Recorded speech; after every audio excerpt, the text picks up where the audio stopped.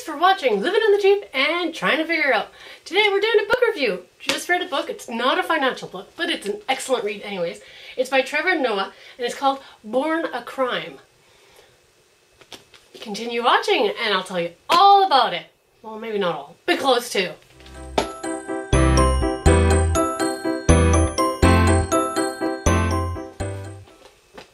So today's book, Born a Crime. Actually, this is a really good book. I am not a geography buff. I am not a history buff. I, in fact, know nothing about those two topics. And in fact, it's a wonder I passed social studies at all during high school. Couldn't even remember the name of the subject for a moment there. Trevor Noah is born from a black woman and I believe it was a Swiss father. During Apartheid, I hope I'm saying that right. Apartheid? Apartheid. That's a hard word for me to say for some reason. Apartheid, see? Apartheid, that's it, apartheid. I think that's how you say it when I looked it up. Apartheid is when the African government decided to separate the blacks from the whites. The government was a white government and about 80% of Africa is black, as we all know. Maybe it was even closer to 90. But anyhow, they decided to segregate. And not only did they segregate by color, but they also segregate by languages. So there are many different languages. And if you look up the national language of Africa, there's more than two. English being one.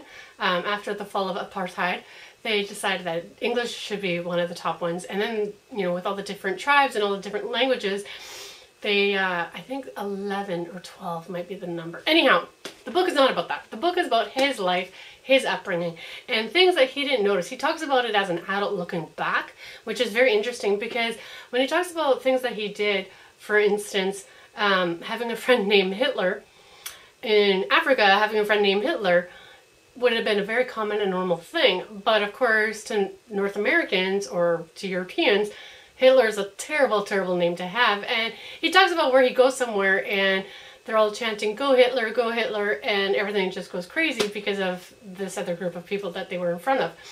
And things like that. So, but it does talk about how, he does go into detail about how his mom chose to have him and growing up in a home, how things were awesome when it was just him and his mom, and then his mom did remarry, and how things went downhill very quickly because he was an alcoholic and then became abusive. The stepfather, that is, not Trevor.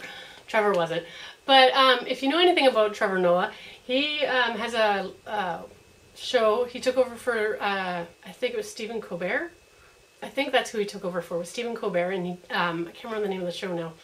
But it's, I don't know what you would call the show. It's hilarious. It's comedy. He's actually a stand-up comedian. He was known as a stand-up comedian in Africa and then came to North America. He lives in New York.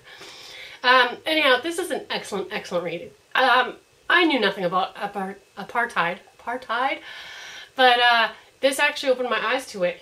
And all, being half black and half white, and how he didn't fit in anywhere. He didn't fit in with the whites, he didn't fit in with the blacks.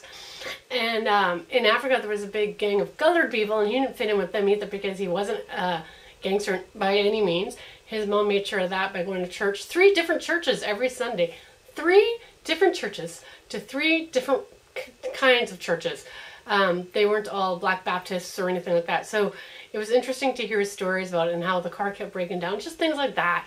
And things that make you laugh and such. So I totally would give this a thumbs up. Read again. And as you can see, I got it from my local library because that's the best way to get your books if you're broke. And if you're not broke, why not? Books are meant to be shared. We'll talk to you soon. Thanks for joining me.